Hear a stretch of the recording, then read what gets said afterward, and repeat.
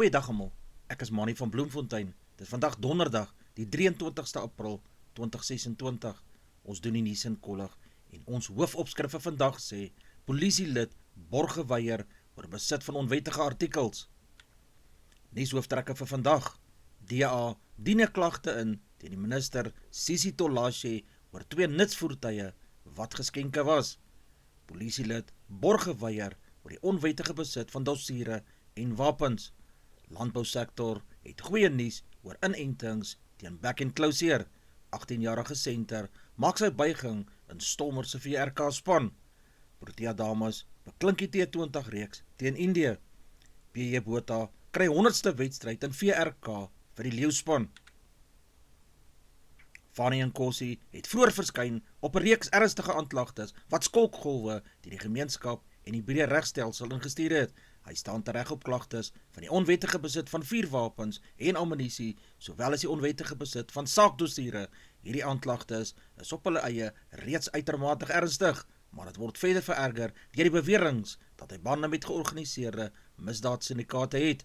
Volgens die staat is daar voldoende bewyse wat daarop dui dat Nkosi nie net 'n bedreiging vir die samelewing kan inhou nie, maar ook 'n risiko is indien hy op borgtog vrygelaat sou word. Die aanklaer het in die hof aangevoer dat hy moontlik met getuies kan inmeng of selfs verdere misdade kan pleeg indien hy vrygelaat sou word. Die verdediging het egter probeer aanvoer dat Nkosi geregtig is op borgtog en dat hy sal saamwerk met die ondersoekspan. Ten spyte hiervan het die landros beslis dat die erns van die aanklagtes en die aard van die bewering swaarder weeg en dat dit in die belang van geregtigheid is dat hy in aanhouding sal moet aanbly. Hierdie saak plaas weer die kollig op die uitdagings binne die polisiediens, veral wanneer lede van die wetstoepassingsagentskappe self van ernstige misdade beskuldig word. Dit wek vrae oor interne beheermaatreëls, aanspreeklikheid en die vertroue wat die publiek in die polisie behoort te hê. Kenners meen dat sulke sake die geloofwaardigheid van die regstelsel kan skaad indien dit nie streng en deursigtig hanteer word nie. Daar is ook kommer dat beweerde samewerking tussen wetstoepassers en misdaadgroepe 'n groter probleem kan wees as wat dit tans sigbaar is. Die saak teen Nkosi is intussen uitgestel vir verdere ondersoek en hofverrigtinge. Hy sal na verwagting weer in die hof moet verskyn op 'n latere datum wat nog bevestig moet word. Die DA het 'n formele strafregtelike klagte ingedien teen die omstrede minister Sisi Tolashe te midde van groeiende kommer oor beweerde onreëlmatighede. Die klagte is by die Suid-Afrikaanse Polisiediens in Kaapstad Sentrale Polisiekantoor aanhangig gemaak. Dit hou verband met beweringe dat minister Tolashe 2 nutsvoertuie as 'n skenking van 'n Chinese amptenaar ontvang het. Volgens die DA wek hierdie skenking ernstige moontlike oortreding van etiese reëls en die wetgewing wat die gedrag van openbaar amptenare so reguleer. Die party voer aan dat enige geskenk van hierdie aard, veral van 'n buitelandse bron, deeglik ondersoek moet word om te bepaal of wat onwettig of onbehoorlik was. Die DA het verder beklemtoon dat deursigtigheid en aanspreeklikheid noodsaaklik is om die publiek se vertroue in die regering te kan beskerm en dat geen individu bo die reg is nie. Intussen het Action SA ook opgetree en 'n klagte by die Direktoraat van Priority Crime Investigation, oftewel die Valke, ingedien. Hierdie stap verhoog die druk op wetstoepassingsagentskappe om vinnig en beslissend te kan optree. Politieke ontleeders waarsku dat die saak moontlik breër implikasies kan hê, veral rakende die invloed van buitelandse rolspelers op plaaslike politiek en besluitneming. Die Suid-Afrikaanse Polisiediens het bevestig dat die klagte ontvang is, terwyl die Valke aangedui het dat hulle die aangeleentheid sal evalueer en verder ondersoek. Geen verdere besonderhede oor moontlike vervolgings of optrede is op hierdie stadium bekend gemaak nie. Dramatiese tonele het op die N2 afgespeel toe 'n groep vroue 'n motoris beskerm het nadat sy voertuig teen 'n bees raak gery het. Volgens ooggetuies het die voorval plaasgevind toe die bestuurder onverwags met die dier gebots het wat op die pad op voor hom beland het. Die botsing het vinnig spanning op die toneel veroorsaak met omstanders wat bymekaar gekom het. Berigte dui daarop dat sommige individue aggressief teenoor die bestuurder begin optree het kort nadat die ongeluk plaasgevind het. Die omstander was toe besig om die dier op te sny. Dis toe dat die groep vroue ingegryp het en fisies tussen die bestuurder en die skare gestaan het om hom te beskerm. Die vrou het na bewering probeer keer dat die situasie hand uitdruk en dat kalmte probeer herstel word. Die toestand van die bestuurder is tans onbekend, maar daar is geen bevestiging van ernstige beserings nie. Die bees het egter glo in die botsing omgekom. Hierdie voorval plaas weer die kollig op die gevaar van diere wat op nasionale paaie rondloop, veral in landelike gebiede. Motoriste word gereeld gewaarsku om ekstra waaksaam te wees, veral snags wanneer sigbaarheid beperk is. Daar is goeie nuus vir die landbousektor in die Wes-Kaap, waar geen nuwe gevalle van backing closure in die afgelope maand aangemeld is nie. Owerhede het bevestig dat die situasie tans onder beheer is nadat streng maatreëls ingestel is om die verspreiding van hierdie siekte te beperk. Backing closure wat bekend staan as foot and mouth disease is 'n hoogs aansteeklike virussiekte wat 'n groot bedreiging vir die veeboerdery inhou. Volgens die jongste inligting is sowat 35% van die veekuddes in die provinsie reeds teen hierdie siekte ingeënt. Hierdie inentingsveldtog speel 'n sleutelrol in die poging om die siekte te beheer en verder uitbrekings te voorkom. Landboukundiges meen dat die afwesigheid van nuwe gevalle 'n positiewe teken is, maar waarsku dat waaksaamheid steeds noodsaaklik bly.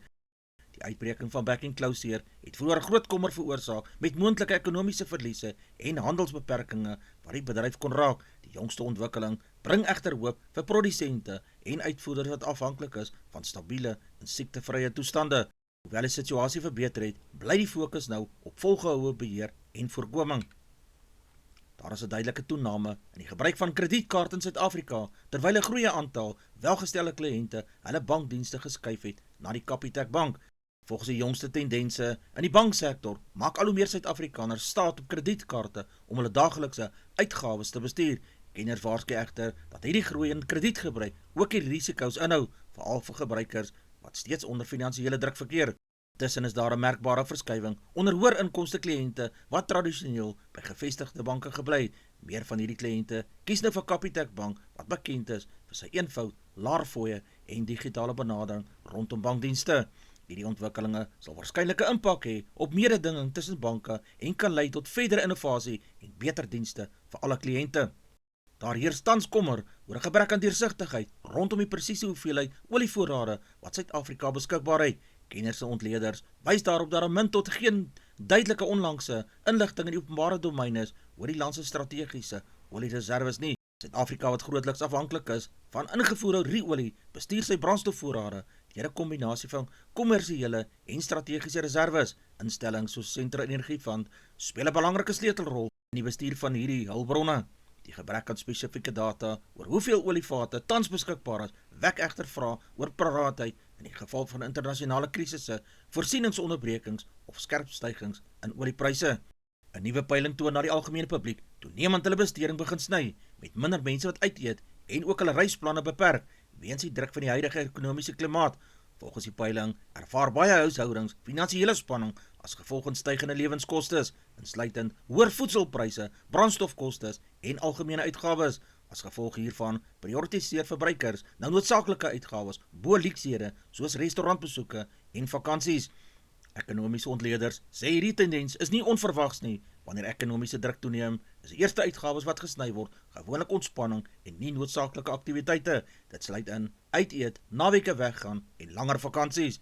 Die impak hiervan word reeds gevoel in die gasvryheid en toerismesektor, waar restaurante, gastehuise en reismaatskappye 'n afname bespreek en klante rapporteer. Klein besighede in hierdie sektore kan veral swaar getref word indien die tendens sal voortduur.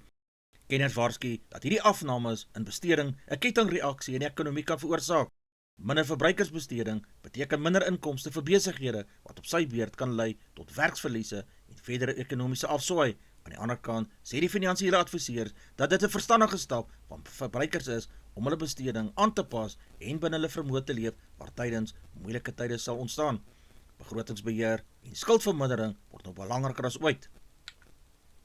Cheetahs se Toyota uitdagreeks vind hierdie jaar plaas. Die aankondiging dat die 3 wêreldbekerspanne van die jaar gaan deelneem, het reeds groot reaksie in rugbykringe veroorsaak, met ondersteuners wat dit beskryf as een van die sterkste weergawe van die toernooi tot dusver. Wat hierdie jaar se reeks besonders maak, is nie net die naamwaarde van die besoekende spanne nie, maar ook die intensiteit wat verwag word. Hierdie is nie vriendskaplike wedstryde nie, dis volbloed kompetisie waar elke wedstryd as toetsvlak rugby beskou sal word. Vir die Cheetahs beteken dit 'n unieke kans om hulle spel onder werklike druktoestande te kom toets. Afrigtingspanne sal veral fokus op kombinasies, verdediging onder druk en die ontwikkeling van jong spelers wat hulle stempels wil afdruk. Rugbykenners meen dat hierdie tipe internasionale blootstelling noodsaaklik is vir die groei van plaaslike spanne. Dit gaan nie net die spelers kans gee om teen wêreldklas talent te speel nie, maar verhoog ook die standaard van Suid-Afrikaanse rugby oor die algemeen. Ondersteuners kan uitsien na stadions wat vol gaan wees. Die Sharks is gereed vir 'n belangrike kragmeting môre aand wanneer hulle die Skotse span Edinburgh Rugby in die gesig gaan staar. Die wedstryd kom op 'n kritieke tyd vir die Durbanse span wat gretig is om terug te bons na hulle nederlaag verlede naweek teen die Ospreys. Die afrigtingspersoneel by die Sharks het sedertdien gefokus op foutkorreksie, veral van verdediging en balbesit, in 'n poging om meer konsekwentheid op die veld te kan inbring. Edinburgh Rugby sal egter geen maklike opponente wees nie. Hierdie Skotse span het die afgelope seisoen goeie vorm getoon en staan bekend vir hulle fisieke spel en gestruktureerde benaderings. Rugby-ontleeders meen dat hierdie wedstryd 'n ware toets vir die Sharks se diepte en aanpasbaarheid sal wees, veral weg van die huis en onder druk in internasionale kompetisies. Ondersteuners hoop om 'n sterker vertoning te sien met beter afronding en meer dissipline in die kritieke fases van hierdie spel. 'n Oorwinning sal nie net selfvertroue herstel nie, maar ook momentum bou vir die res van die seisoen. Die Protea damespan het weer eens gewys hoekom hulle as een van die gevaarlikste T20 spanne in internasionaal beskou moet word, met verskeie rekord wat tydens hierdie kragmeting teen Indië verbeter of laat spat is. Die Suid-Afrikaanse dames het op die veld gegaan nadat Indië ingestuur is om te gaan kolf. Die besoekende span het 'n sterk kolfvertoning gelewer en 'n indrukwekkende totaal van 192 lopies in hulle toegelate 20 beurte aangeteken. Ten spyte van die hoë tellings het die Proteas hulle self gereed gemaak vir 'n uitdagende jagtog met kaptein Laura Wolfhard wat saam met die ervare kolwer Sunay Lee die kolfbeurt geopen het. Die twee het met selfvertroue begin en probeer om stabiliteit en momentum aan die kolfbeurt te gee teen 'n sterk Indiese boulaanval. Hulle vennootskap was 'n sleutelkomponent in die Proteas se poging om die massiewe teiking aan te val. Cricketkenners sê dat Indië se totaal van 192 lopies 'n hoë druktoets vir enige span is, veral in T20 cricket waar die tempo en besluitneming deurslaggewend is. Die voormalige Walibi loskakel, Bernard Foley, het aangekondig dat hy sy loopbaan gaan afsluit aan die einde van die huidige Japaneese rugby seisoen. Die ervare skramskakel en loskakel wat vir Australië se nasionale span, die Australian National Rugby Union team, meer as 70 toetse gespeel het 'n belangrike rol gespeel in internasionale rugby oor 'n lang tydperk. Foley is veral bekend vir sy kalmte onder druk, taktiese skopwerk en sy vermoë om groot wedstryde te beïnvloed. Een van sy bekendste oomblikke was tydens die Wêreldbeker waar hy 'n sleutelrol vir die Wallabies gespeel het in hulle pad na die eindronde. Groot opwinding bou in Kaapstad wat die Stormers gereed maak vir hulle volgende VRK-wedstryd teen die Skotse span, die Glasgow Warriors. Die jong 18-jarige senter Marcus Mulder gaan Saterdag sy eerste verskyning vir die Stormers maak. Mulder, 'n oud-leerling van Parel Gimnasium, word as een van die opwindende jong talente in Suid-Afrikaanse rugby beskou. Die afrigter John Dobson sal eers môre sy finale 23-tal aankondig, maar daar word reeds groot belangstelling in die jong senter se moontlike insluiting getoon. Die wedstryd teen die Glasgow Warriors beloof om 'n harde toets te wees met beide spanne wat bekend is vir fisieke spel en vinnige tempo rugby. Die Stormers sal probeer om tuisveld voordeel te gebruik en momentum in die kompetisie op te bou. Kenners meen dat die insluiting van 'n jong speler soos Mulder deel is van 'n breër strategie om die span se diepte te bou wanneer nuwe talent bloot te stel aan internasionale druk. Ondersteuners sien uit na Saterdag se wedstryd, maar verwag word dat Kaapstad weer sal kook met atmosfeer en ondersteuners wat agter hulle span sal staan. Groot mylpaal wag hierdie Saterdag vir die Lions ervare haker PJ Botha wanneer hy sy 100ste verskyning vir die span sal maak. Botha sal die prestasie behaal wanneer hy die Lions in hulle United Championship kragmeting teen die Ierse span Connacht op die veld sal draf. Die veteranhaker, 'n oud-leerling van die Hoërskool Monument in Kreeusdorp, het oor die jare 'n sleutelrol vir die Johannesburgse gebaseerde span gespeel en staan bekend vir sy fisieke spel, betroubare lynstaanskote en leierskap in die voorry. Die Lions sal hoop om die mylpaalwedstryd in styl te vier, maar weet dat die Ierse span Connacht geen maklike teenstander is nie met hulle sterk strukturele spel en fisieke intensiteit. Die afrigtingspersoneel het met die afgelope week gefokus op die afronding en dissipline aangesien klein foute in hierdie tipe internasionale kragmeting dikwels duur kan kos. Advertensie van Netwerk 24, teken in en kry verskeie tydskrifte en koerante. Advertensie van Bloemcare for You, jy kan vir Dian of Susan by 082-390-3339 kontak, hulle sê jy voertuig se registrasie namens jou behartig.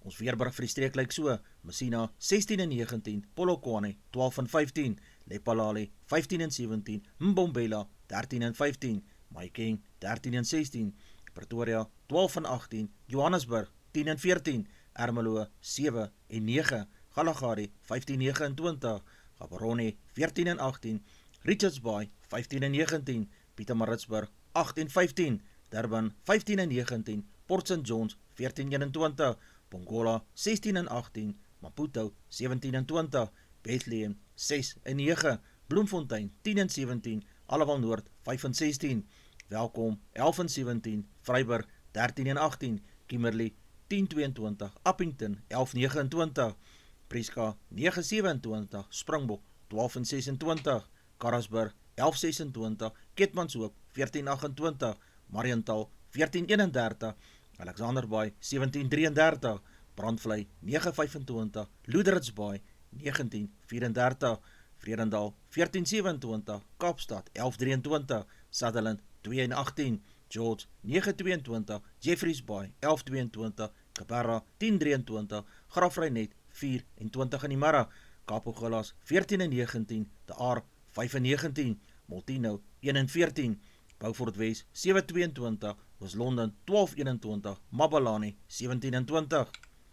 Ons weervoorspelling in Suid-Afrika, die Weskaap, plaaslike buie in die oggend, later sal het deels opklaar, die Ooskaap, verspreide buie veral langs die kus en oostelike dele, KwaZulu-Natal, warm met donderstorms in die laatmiddag, die Vrystaat, droog tot gedeeltelik bewolk, ligte buie, in die ooste is moontlik, Gauteng, gedeeltelik bewolk, enkele donderstorms sal in die middag voorkom, Noordwes provinsie, warm en droog, kans op geïsoleerde donderstorms sal wel wees, Limpopo provinsie, warm met verspreide donderstorms, Mpumalanga, reën en donderstorms, veral oostelike hoëvelde, die Noord-Kaap, meestal droog, baie warm toestande, sal in die binneland voorkom. Die markte vir die dag, die rand verhandel teen R16,48 teenoor Amerikaanse dollar, die Australiese dollar kos R11,80, die euro verhandel teen R19,29, die pond kos R22,26, 'n yen kos 10 sent, platinum per fyn ons is $2,077, palladium per fyn ons is $1,548, silwer per fyn ons is $77,71, goud per fyn ons is $4,738, Brent ruolie per vat is $98,48. Gedagte vir die dag.